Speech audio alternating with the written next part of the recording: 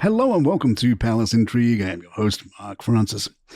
The Duchess of Sussex finds herself at the centre of yet another branding controversy, as the mayoress of Porreres, a small town in Mallorca, has accused Meghan Markle's new lifestyle brand, as ever, of copying their historic coat of arms. The logo in question, featuring a palm tree and two birds, bears a remarkable resemblance to Porreres' own emblem, which dates back to 1370. Xisca Mora, the town's mayoress, described the situation as surreal, telling El País that while a lawsuit would be prohibitively expensive for the town, they are formally calling for the logo to be changed. To sue for plagiarism is complicated and costly, and a small town council like ours is not in a position to fight against the English crown, she said. For her part, Meghan has presented the design as a personal nod to her family's California home, incorporating elements significant to the Sussexes. Prince Harry is particularly fond of hummingbirds. Reports suggest that a thorough trademark search was conducted before the launch. Further adding to the intrigue, the mayoress pointed out that Meghan's first product, a jar of jam, also bears an uncanny link to Porreres, which prides itself on producing what Mora calls the best jam in the world.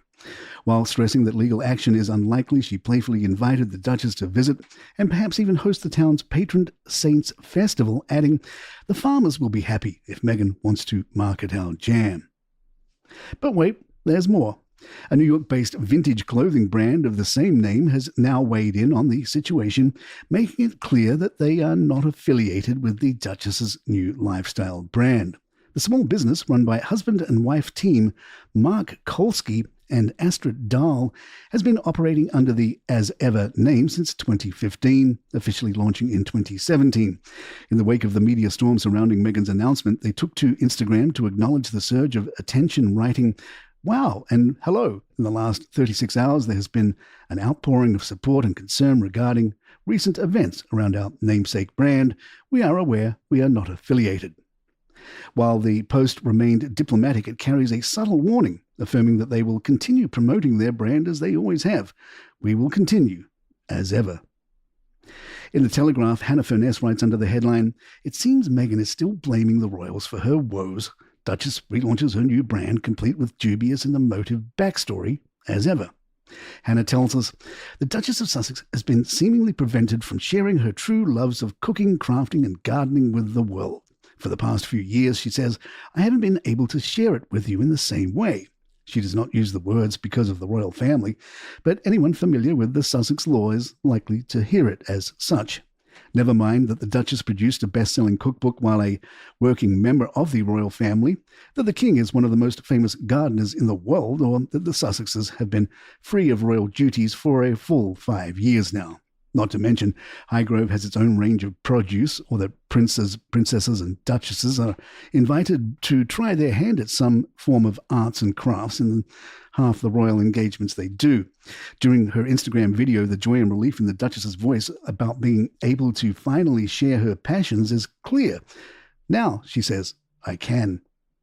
In the short, self-filmed edit, the Duchess crouches in what appears to be a Montecito vegetable patch to address her fans directly.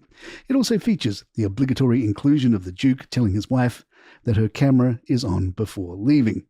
Her original idea, American Riviera Orchard, sounded like a great name, but limited me to things that were just manufactured and grown in this area. As such, she claims she is changing her mind to go back to her real roots. There is no mention of the fact that American Riviera Orchard ran into such extensive copyright issues that it had to be completely reimagined or dropped. No mention of the fact that the Duchess has already soft-launched its first product, a website and a social media campaign, and that this is a complete about-turn in her plans. In fact, she intimates it is what she wanted all along. Just as Elizabeth II suggested, recollections may vary. Compared with the Sussexes' account of their time in her family, so too may those who have worked on the Duchess's more recent projects. The video includes giggles over a lot of public curiosity about her fledgling business, although she does not explain how it came to her attention, while she famously does not listen to the noise. The expressions and gestures that the Duchess's followers are coming to know and love are all there. The half-whisper, the hand on forehead in a difficult moment, the influencer-style sign-off, "Thanks, guys." As ever, when said in Britain, lends itself too easily to jokes. Already people are inserting their own adjectives into as blank as ever, or adding it as an easy punchline to the Duke and Duchess's latest escapades. The Sussexes are rebranding as ever. Was that a dig at the royal family? As ever. In the Daily Mail, Richard Eden writes, as John Cleese said of the dead parrot in the classic Monty Python sketch, the company has ceased to be. It's expired and gone to meet its maker. Eden points out, this week's embarrassing U-turn over the Duchess's hastily named lifestyle brand has come as little surprise to some of the royal officials who had to work with her after she became engaged to Harry in 2017. One insider told Eden, this is further evidence of what we've seen time and again with Meghan. She doesn't like to take advice. I'm sure she would have been advised that it was better not to launch her company until everything had been thought through carefully. Meghan was offered so much advice and support after she moved to Britain, including from the late Queen, but most of it she ignored. Footage has emerged showing the decapitated head of Melbourne's King George V statue being set alight on a barbecue during an Australia Day protest, reigniting debate over the vandalism of colonial monuments in the country.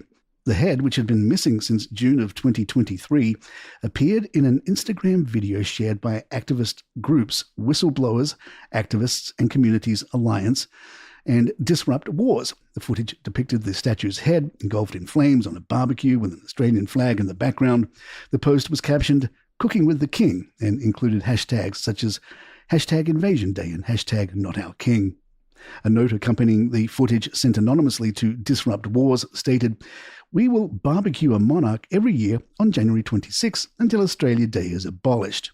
#NotMyKing, the colony will fall. The statue, located in Melbourne's King's Domain on Linlithgow Avenue, was first vandalised on June 10th during the King's birthday holiday. At the time, police confirmed that the head had been removed and red paint thrown at the monument. Despite ongoing investigations, authorities had been unable to locate the missing piece until now. Melbourne's Lord Mayor, Nick Rees, condemned the act and confirmed that the city was working with police to retrieve the statue's remains. The damage to the King George V statue was extensive, and it is not a simple restoration. Ways to restore this statue are still being investigated, he said, adding that such acts of vandalism come at a cost to ratepayers, as specialists must be engaged to repair the damage. The statue itself remains standing, headless, while authorities assess the next steps for its restoration. And there you have it. If you'd like to email us, our address is thepalaceintrigue@gmail.com. Please follow us on Spotify, Apple, or the app of your choice, and leave us a review of 5 stars if you're enjoying the show. We love those 5-star reviews. Keep them coming. And don't forget, you can get this show along with hundreds of others from Callaway Shark Media, commercial free. Just check the show notes or episode notes for the links. I'm Mark Francis. My thanks to John McDermott. This is Palace Intrigue, and good times.